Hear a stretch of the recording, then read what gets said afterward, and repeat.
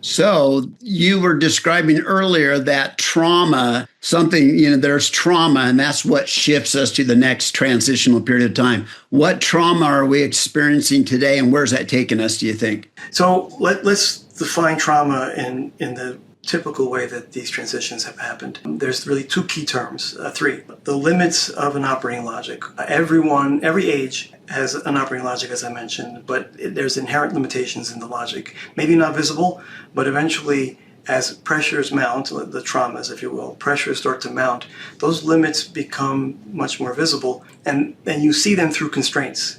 So for example, in the pre-industrial era, the limitations were human scale power. We could only go so far on the back of human power. And obviously with the steam engine, electricity, etc., we overcome the limits of that age. But we created new limits. We just didn't see them at the time, but new limits around the environment, new limits around labor, new limits around cities that formed, etc., etc. And so the pressures that build expose those limits, and they manifest themselves through constraints. So if you think about current times, the coordinating logic of our current environment is stressed. So for example, let's use energy.